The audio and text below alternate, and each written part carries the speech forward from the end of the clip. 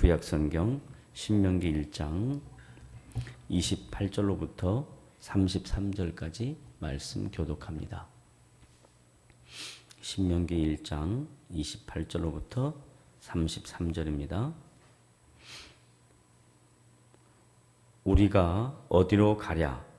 우리의 형제들이 우리를 낙심하게 하여 말하기를 그 백성은 우리보다 장대하며 그 성읍들은 크고 성곽은 하늘에 닿았으며 우리가 또 거기서 아낙 자손을 보았노라 하는도다 하기로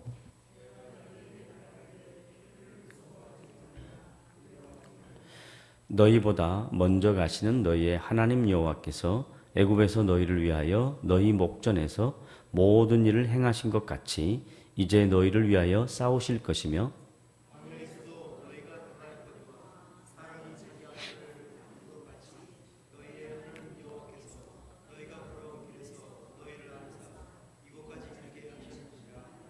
이 일에 너희가 너희 하나님 여호와를 믿지 아니하였도다. 이 33절 합동합니다. 그는 너희보다 먼저 그 길을 가시며 장막 칠 곳을 찾으시고 밤에는 불로 낮에는 구름으로 너희 갈 길을 지시하신 자이시니라. 아멘. 신명기 1장 마지막 부분을 우리가 보고 있는데 지난주에 이어서 신명기 1장의 33절까지가 한 단락이다라는 말씀을 드렸고 잘라서 19절부터 27절까지 말씀을 나누었고 오늘은 28절부터 33절까지 말씀 두 번째 내용 생각합니다. 28절에 보면 주어가 우리라고 해서 복수를 가리키고 29절에 가면 내가라고 해서 단수 주어가 있습니다. 내가라고 하는 단수 주어는 모세가 이스라엘 백성 앞에 지도자로서 하나님의 하나님 되심을 증거하는 내용이고 28절에 우리가라고 하는 복수는 이스라엘 백성들의 심령 상태입니다.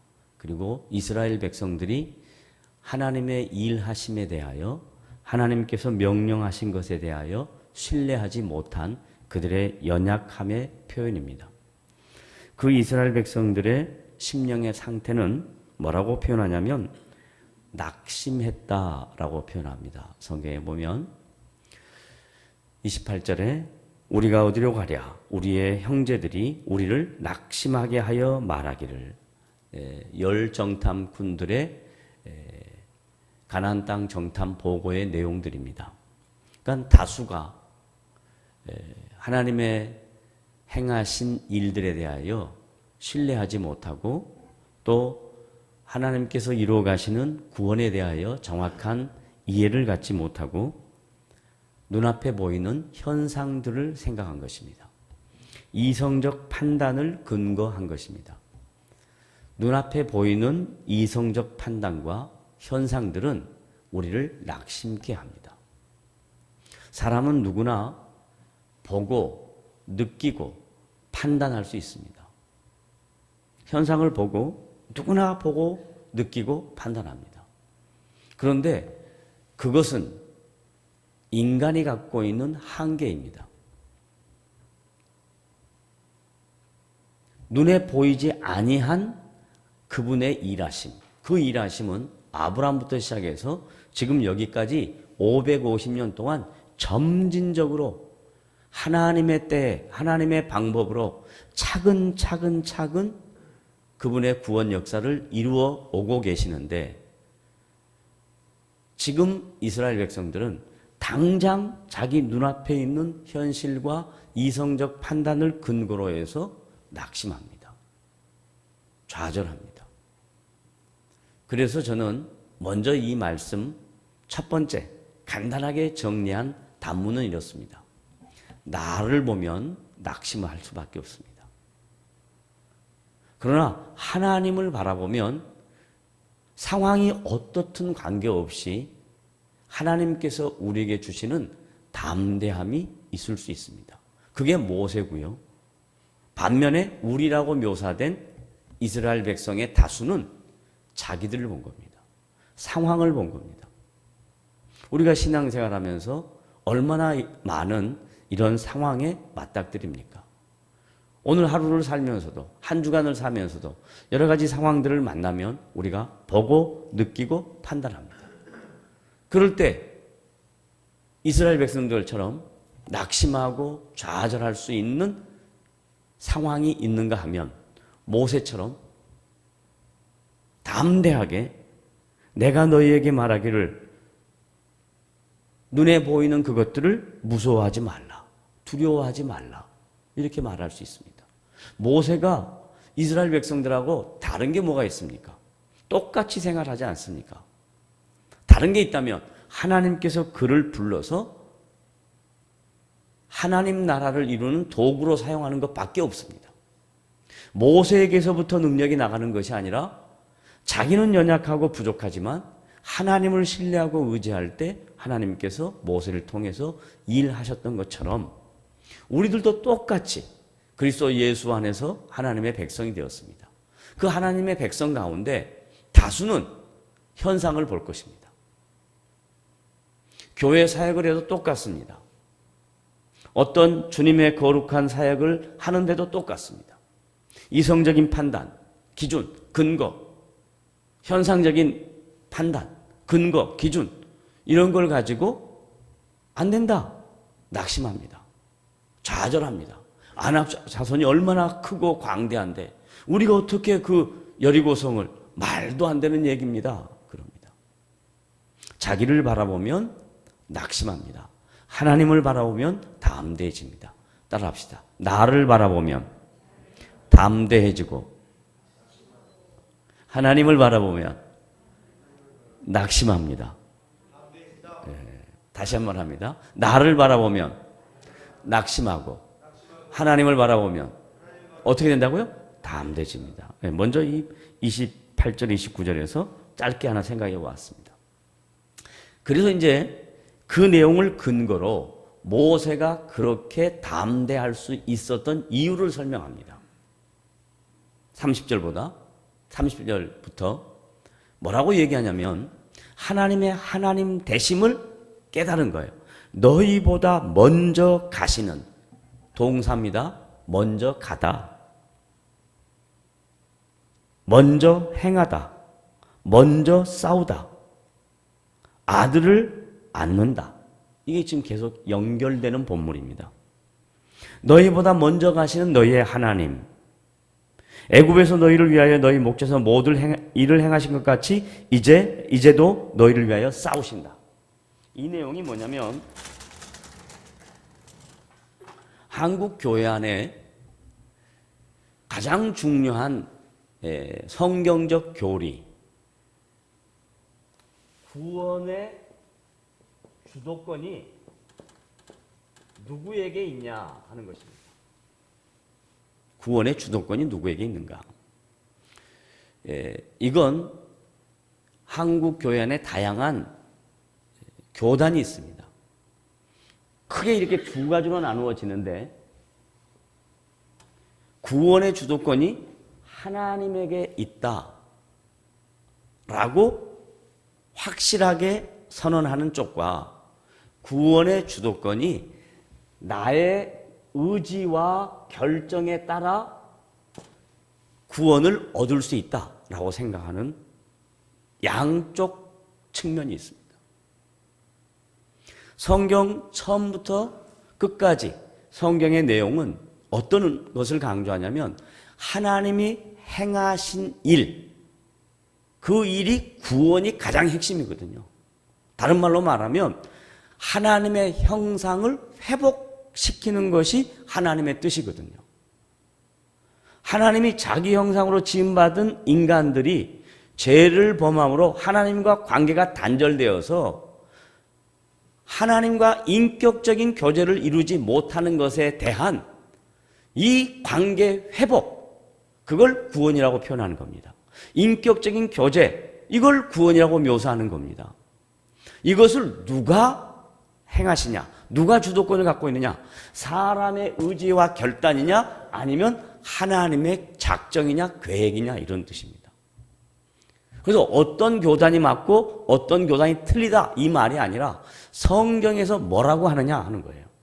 그걸 오늘 모세는 너희보다 먼저라는 단어를 쓰잖아요. 너희보다 먼저 뭐 하시는 하나님? 가시는 하나님.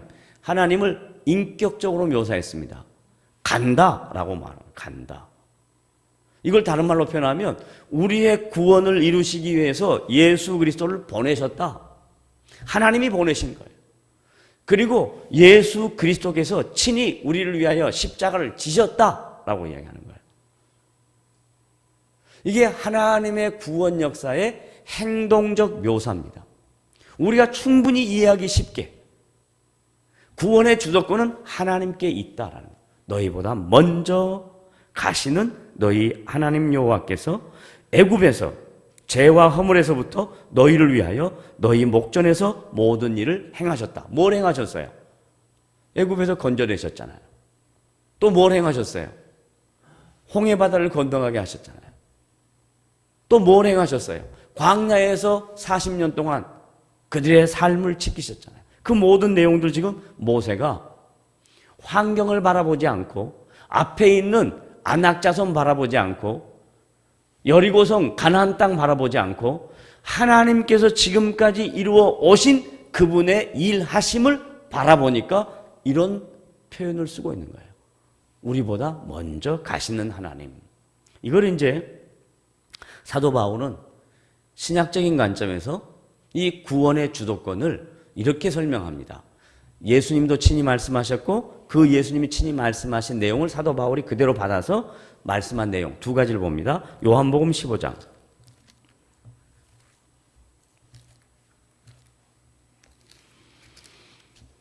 요한복음 15장 16절.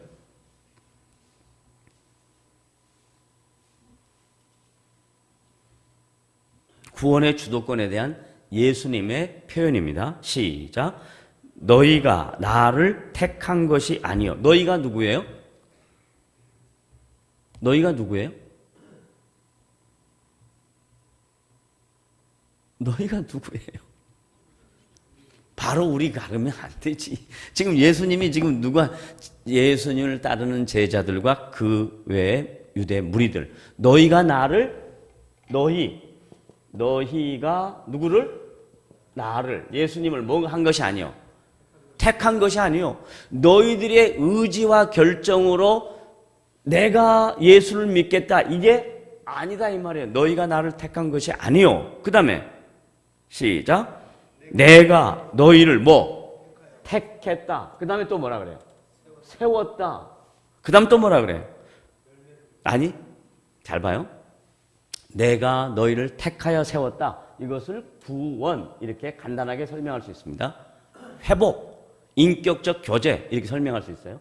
그 이유는 뭐냐? 왜 그랬냐? 왜 구원했냐 이 말이에요. 하나님이 이스라엘 백성을 왜 구원해 내셨냐 이 말이에요. 그 다음에 신명기 좀 이따 돌아가서 설명할 겁니다. 하여간 여기서 신약적 표현으로 얘기하면 왜 구원했냐? 이는 시작. 너희로 가서 어디를 가서?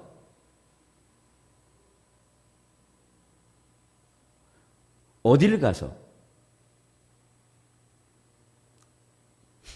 어디를 가야 돼요? 세상에 가야죠. 세상에 가서. 어디로 간다고요? 세상에 가서. 그러니까 구원받은 하나님의 백성들은 어디에서 살아요? 교회에서 살아요? 세상에 살아요? 뭘 세상에서만 살아? 둘 다 살지. 세상에서 살고 교회에서 살지. 그러나 일반적으로 너희는 가서 그럴 때는 세상에 가서잖아요. 세상에 가서. 예수를 믿는다는 것, 하나님의 자녀가 된다는 것, 하나님의 언약 백성이 됐다는 이스라엘 백성은 이스라엘 백성들끼리만의 문제가 아니에요. 하나님이 이스라엘 백성을 구원하신 목적은 그 밖에 있는 가나안 백성들에게 그들이 섬기는 신이 아무것도 아니다라는 것을 이스라엘 백성을 통해서 보여주려고 하나님 이스라엘 백성을 부르신 거예요. 마찬가지로 우리 보고 세상에 가라는 것은 우리 안에서 거룩한 일을 행하시는 이가 세상 속에 우리를 보내셔서 세상 속에서 하나님의 하나님 되심을 증거하고 그 세상이 하나님 앞에 무릎 꿇게 하기 위하여 우리를 불러내신 거예요. 그게 하나님이 우리를 택하신 이유예요. 너희가 나를 택했다. 이건 뭐냐면 우리가 예수님을 택하는 건 뭐냐면 나의 필요, 나의 요구, 나의 희망, 나의 열정, 나의 도움, 나의 인생의 모든 것들 이거 해달라고 종교를 선택하는 것이 아니고 그건 기독교 아니란 말이에요. 그건 기독교 아니에요. 그건 타종교예요. 타종교는 전부 다 인간이 연약하고 부족하고 자기 혼자 힘으로는 못 사니까 신을 의존하기 위해서 신에게 자기가 찾아간 거예요. 근데 기독교는 하나님이 우리에게 찾아오신 거예요. 너희가 나를 택한 것이 아니고 내가 너희를 택하여 세웠나니 그 이는 세상에 가서 그 다음 뭐라 그래요? 시작. 열매를 맺게 하고 그 열매는 어떻게 맺는가? 그거 좀 이따 설명하고 열매를 맺게 하고 그 다음에 또 시작. 또 너희 열매가 항상 있게 하여 내 이름으로 아버지께 무엇을 구하든지 다 받게 하려 함이라. 열매는 어떻게 맺는가? 17절 시작. 내가 이것을 16절 지시대명사야. 이것을 너희에게 명함은 너희로 서로 뭐? 사랑하라. 열매는 어떻게 맺는다고요? 사랑함으로 맺는 거예요.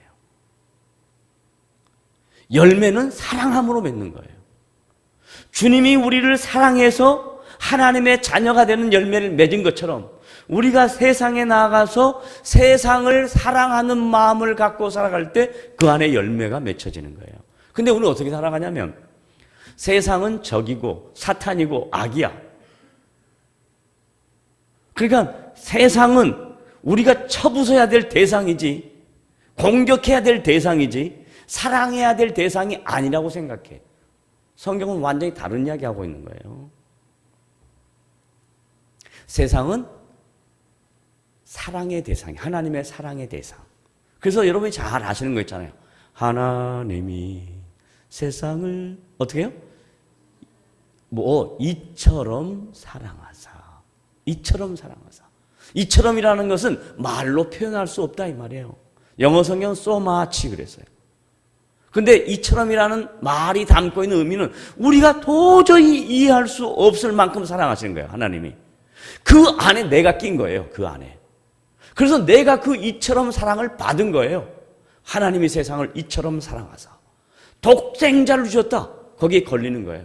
독생자를 주기까지 이처럼 사랑했다. 너희들도 아버지가 나를 구원하기 위하여 독생자를 내준 것처럼 세상에 대하여 그런 마음을 가져라 이 말이에요. 그럴 때 열매가 맺혀진다는 겁니다. 근데 우리는 완전히 거꾸로 생각하는 거예요. 세상은 악이고 세상은 저건 다 지옥 가야 될 백성이고 세상은 전부 다 망해야 되고 그러지 않습니다. 자, 열매 맺는 방법까지 이야기했습니다. 다시 요거 잠깐만 이야기합시다. 너희가 나를 택한 것이 아니고 아버지께서 나를 택하여 세웠다. 그래서 이 구원에 담고 있는 의미는 하나님이 우리를 택하시고 세웠다. 그 이유는 뭐냐? 열매를 맺게 한다라고 이야기했습니다. 이걸 사도 바울이 뭐라고 이제 설명하냐면 빌립보서로 가봅시다. 빌립보서 2장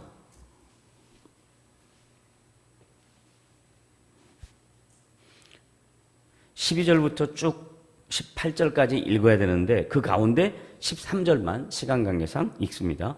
여러분은 집에 가서 12절부터 18절까지 읽어보세요. 이게 같은 문맥이에요. 그 안에 13절이 있습니다. 다 같이 구원에 대한 이야기예요. 시작. 너희 안에서 행하시는 이는 뭘 행하시냐면 구원이에요. 구원을 행하시는 이는 누구다? 하나님이시다. 그러니까 우리의 구원을 누가 이루셨다? 하나님이 이루셨다. 이걸 놓치지 말란 말이에요. 그런데 자꾸 내가 구원을 얻기 위하여 나의 어떤 노력과 수고와 열정과 헌신과 충성이 있었다고 생각하기 때문에 거기에 대한 반응과 보상을 기대한단 말이에요. 구원은 보상과 반응을 기대하는 게 아니에요. 하나님이 그냥 무조건 주신 은혜예요. 은혜. 나가 노력한 것에 대한 대가가 아니에요. 하나님이 주신 은혜예요. 이 부분이 한국교회 안에 아주 정리가 안 되는 것입니다. 그 다음 이제 구원받고 나면 뭐 해야 되냐? 열매 맺어야 된다. 열매는 어떻게 맺냐? 하나만 이야기했잖아요. 사랑하는 거다. 세상에 대한 가치관에 대한 전이가 있어야 된다라는 얘기를 했고, 여기 본문에서는 뭐라고 하는가 봐요.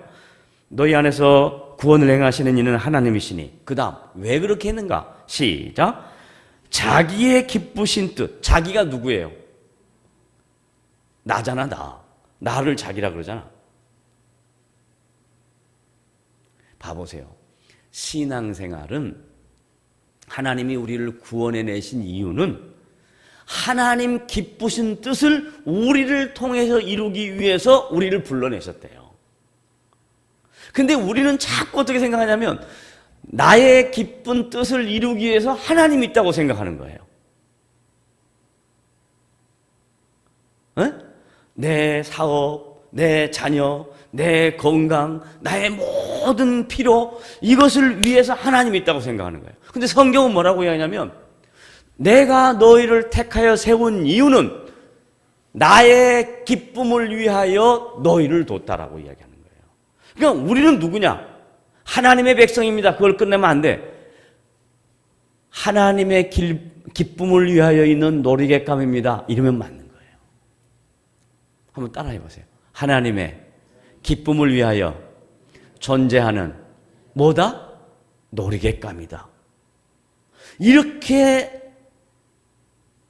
아주 자극적인 표현을 하는 이유는 뭐냐면 하나님을 여러분의 놀이객감으로 만들지 말라 이 말이에요. 여러분이 하나님의 놀이객감이 되시는 것이 100배 낫다 이 말이에요. 어떻게 그 하나님을 내 놀이객감으로 마음대로 좌지우지하냐 이 말이에요. 그거 하지 말라고 제가 표현을 이렇게 자극적으로 한 거예요. 자기의 기쁘신 뜻을 위하여 어떻게 했다고 그래요? 너희 안에서 행하시는 이는 하나님이시니 자기의 기쁘신 뜻을 위하여 어떻게? 너희에게 소원을 두고 행하게 하시나니. 우리 안에 주신 소원은 내 소원이 아니라 누구의 소원? 하나님의 소원이에요. 그래서 어떤 자가 복받은 자냐면, 어떤 자가 하나님이 기뻐하시는 자냐면, 하나님, 내 인생을 통해서 하나님이 갖고 계신 소원이 뭡니까? 하나님, 내 인생을 통해서 이루고 싶은 게 뭡니까? 그거 깨닫게 하셔서 저가 그거 할게요. 그러면 하나님이 여러분의 인생을 완전히 회복시키십니다. 근데 우리는 자꾸 내 소원 이루기 위해서 하나님 두시고 하나님을 내 마음대로 시간 정해놓고 언제까지 해주세요 이러는 그런 연약함이 우리 안에 있다 이 말이에요. 그거 빨리 버리셔요. 그렇게 하면 이제 어떻게 하냐? 14절 다 같이. 하나님이 그렇게 하신 이유, 우리 안에 소원을 두신 이유. 14절 시작. 모든 일을 원망과 시비가 없이 하라. 이 말이 뭔 말인 줄 아세요? 내가 소원을 두고 하면 그 일에는 분명히 시비와 원망이 생깁니다. 그런데 하나님이 원하시는 일에 소원을 두고 있으면 그건 원망과 시비의 거리가 아닙니다. 거꾸로 주님의 일을 하다가 원망과 시비가 생기면 그건 자기 증명입니다. 100% 자기 증명입니다. 하나님의 일을 한다고 하면서 성도들끼리 원망과 시비가 생기면 분명히 앞으로는 신앙인인 것처럼 대단한 것처럼 하는데 그 안에는 자기 증명이라는 게 도사리고 있어요. 다 숨어 있어요. 하나님이 기뻐하시는 일을 하면 원망과 시비가 없어요. 왜? 내 일이 아니니까. 돼도 그만, 안 돼도 그만이에요. 그걸 쉽게 말해서 뭐라는 줄 아세요? 캔세라 세라라 그러는 거예요. 될 대로 세라라 그러는 거예요. 왜 그러냐? 내가 내 뜻을 두고 행해서 안 되면 짜증나고 원망하고 불평하고 낙심하고 좌절하는데 이스라엘 백성 그거 아니에요.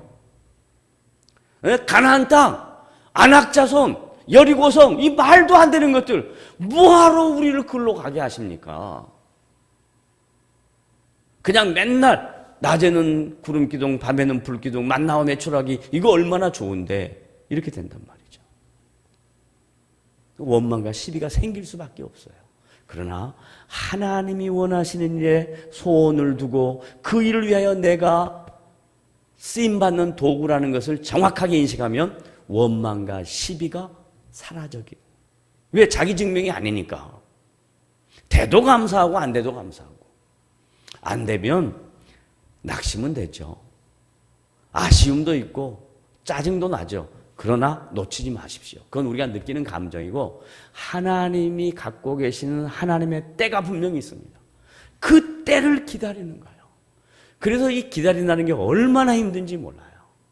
얼마나 힘든지 몰라요. 신앙이 깊어지면 깊어질수록 원망과 시비가 없이 하고 하나님이 기뻐하시는 일을 이루기 위해서는 기다리는 연습을 하는 겁니다. 그래서 다시 요한복음으로 돌아가면 요한복음 16장에 이제 지금 쭉 드린 말씀의 내용이 성령의 일하심을 의지하는 성도들의 마음 자세인데 그걸 예수님이 요한복음 14장 16장에서 성령의 통치에 대한 이야기를 쭉 하고 마지막 결론에 16장 33절에 이렇게 얘기합니다. 다 같이 읽어봅니다. 시작. 이것을 뭐냐면 14장 성령과 16장 성령에 대해 쭉 예수님 하신 말씀이에요. 이것을 너희에게 이르는 것은 가르쳐주는 이유는 그 다음 너희로 시작. 너희로 내 안에서 평안을 누리게 하려 합니다. 신자와 불신자의 가장 큰 차이는 뭐냐면 성령의 통치를 받아서 사람이 알지 못하고 세상이 알지 못하는 평안이 내 안에 있는가 없는가 그 차이입니다. 어떤 어려운 상황이 되든지 간에 안악자손이 있든 말든 여리고성이 앞에 있든 말든 그 앞에 엄청난 장애물이 있든 말든 내 안에 주님이 주시는 평안이 있어야 돼요. 주님 주시는 평안이 있어야 돼요. 그 평안을 가지면 이런 고백을 합니다. 그 평안이 있으면 세상에서 문제를 안 당해야 된다고 생각하는데 그러지 않아요. 다 같이 보세요. 세상에서는 너희가 뭐 한다 그래요? 환난 당연한다, 안 당한다? 당한다 그러잖아요. 어려운 일이 있다 그래요? 없다 그래요? 있다 그러잖아요. 그런데 뭐 하라 그래요? 담대하라 그래요. 이 말을 바꿔보세요. 하나님을 의지해라 그래요. 너희의 시야를 주님께 맞추어라 그렇게 해요. 담대해라. 내가 세상을 이겼노라. 다른 말로 말하면 세상은 내 발 아래 있다. 때가 되면 분명히 세상 속에서 내가 너희들에게 약속한 것들을 이루고야 말 것이다. 이게 하나님의 의지입니다. 우리를 불러내신 그분의 의지입니다. 의도입니다. 그냥 예수 믿고 구원받고 하나님 자녀 되고 천국 가는 거 그거 아니고 우리를 이 세상 속에 둬서 세상 속에서 하나님의 하나님 되심을 우리를 통로로 사용해서 도구로 사용해서 이 세상에 사는 모든 사람들이 다 낙심하고 좌절하고 불평하고 원망하는데 우리에게는 주님이 주시는 평안이 있다는 거예요. 환난이 분명히 있어요. 그러나 그 환난 속에서 담대한 거예요. 주님 바라보는 거예요. 알아서 하십시오. 그래서 주님이 제일 무섭다고 저한테 살짝 이야기해 줬어요. 김 목사, 내가 제일 무서운 건 뭔 줄 아냐? 뭘까요? 알아서 하세요. 그게 난 제일 무섭다. 주님 알아서 하세요. 주님 알아서 하세요. 나는 주님 바라보고 갈 테니까 알아서 하세요.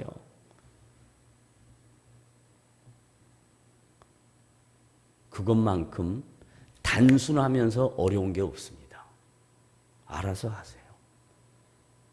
어려우면 어려운 대로 가면 되는 거고 힘들면 힘든 대로 가면 되는 거고 아프면 아픈 대로 가면 되는 거고 아프다고 힘들다고 어렵다고 좌절하고 낙심하고 우리는 안 되겠어요. 이거 이스라엘 백성들의 고백이에요. 모세는 내가 너희들에게 말하는데 담대해라. 두려워하지 말아라. 이렇게 말하는 거예요. 여러분이 이스라엘 백성이 되겠습니까? 모세가 되겠습니까? 이건 선택은 여러분이 하시는 거예요. 제가 여러분을 모세처럼 만들어낼 수 없어요. 왜? 여러분은 인격적인 존재이기 때문에. 하나님은 복제를 사용하지 않아요. 인간은 복제를 만들지만 하나님은 복제를 사용하지 않아요. 다 달라요. 그러니까 여러분 스스로가 하나님 말씀 앞에 서서 하나님이 어떤 분인가를 정확하게 알 때, 고백할 때 여러분이 하나님 앞에 서는 백성이에요. 그래서 담대해지는 겁니다. 다시 신명기로 돌아갑니다. 이제 마지막 정리합니다. 신명기 1장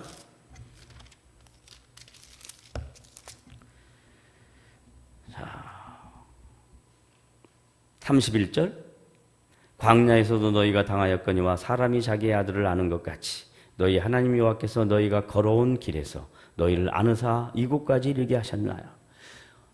이거 또 다음 1시간 더 같이 나눠야 될 말씀의 내용입니다. 하나님이 우리를 어떻게 하셨다고 하냐면 우리의 걸어온 길을 안고 오셨다 그래요. 여러분 자녀를 출산해서 자녀를 안고 키워보셨죠? 그때 느낌 아시죠? 하나님이 이스라엘 백성들을 그들의 걸어온 족적, 그들의 역사, 그들의 삶 속에 하나님이 그들을 안고 오셨다라고 이야기해요. 그런데 그들이 걸어가는 인생 속에 어려움이 없었습니까? 아브라함의 인생 속에 어려움이 없었습니까? 이삭의 인생 속에 어려움이 없었습니까? 야곱의 인생 속에 어려움이 없었나요?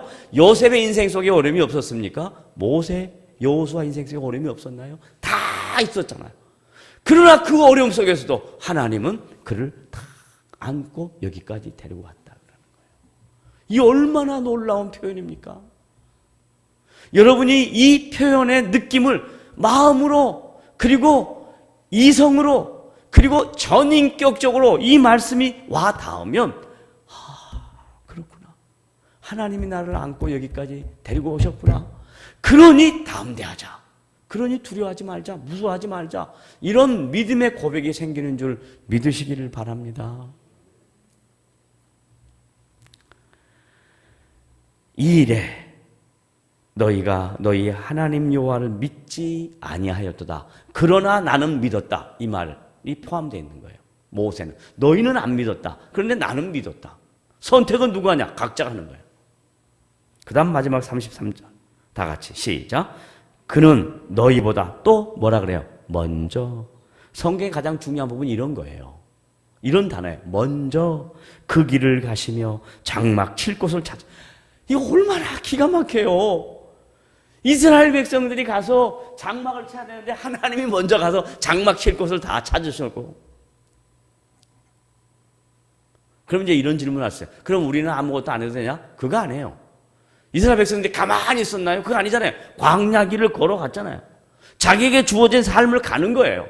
그런데 그 걸어가는 삶을 내가 한 것 같은데 나중에 돌아보면 하나님이 먼저 우리의 인생을 다 준비하신 거예요. 세밀하게. 그것을 근거로 앞으로 올 나의 미래의 인생도 하나님이 세밀하게 준비해 가고 계신다는 것을 믿으면 되는 거예요. 그래서 가는 거예요. 그냥 오늘도 똑같은 길, 내일도 똑같은 길 가는 거예요. 달라지는 거 없어요. 딱 한 가지 달라지는 거 있어요. 우리의 겉사람은 후패해집니다. 그러나 우리의 속사람은 날마다 강건해지는 겁니다. 주님을 알아가는 거예요. 똑같은 길을 가면서. 그는 너희보다 먼저 그 길을 가시며 장막 칠 곳을 차시고 밤에는 불로 낮에는 구름으로 너희가 갈 길을 지시하신 자이시니라. 왜 그렇게 모르냐? 이 백성들아, 모세의 한탄입니다. 그래서 오늘 이 본문의 말씀의 주제는 모세의 한탄과 이스라엘 백성의 연약함입니다. 여러분이 이스라엘 백성의 연약함이 되겠습니까? 아니면 모세의 담대함이 되겠습니까? 그때 당시는 이 사람들은 양편으로 나누었지만 지금 우리는 각자가 어떻게 선택하느냐에 따라서 모세가 되든지 이스라엘 백성이 되는 겁니다. 말씀을 통해서. 저는 이 말씀을 묵상하면서 그런 생각합니다. 그래, 하나님 내 인생을 돌아보니 예수 믿고 지금 35년의 인생을 정말 안아서 여기까지 인도하시고 먼저 준비하셔서 이 길을 예비하시고 그리고 앞으로도 그분이 인도해 가실 것을 믿으며 그 날이 어느 날인지는 알지 못하지만 내 인생이 언제 끝날지는 모르지만 주님 앞에서 그냥 또 가자, 또 가자, 담대하자, 평안함을 갖자, 하나님이 주시는 위로를 얻자, 이런 마음으로 이 말씀을 묵상했습니다. 여러분들도 이 말씀을 들으면서 저와 동일한 고백이 있었으면 좋겠어요. 세상에서 환난을 당하나 담대하라고 말합니다. 내가 너희에게 평안을 주겠다 말씀합니다. 뿐만 아니라 우리보다 먼저 우리의 길을 걸어가신다고 말씀하십니다. 우리보다 먼저 우리의 인생을 준비하신다고 말씀하십니다.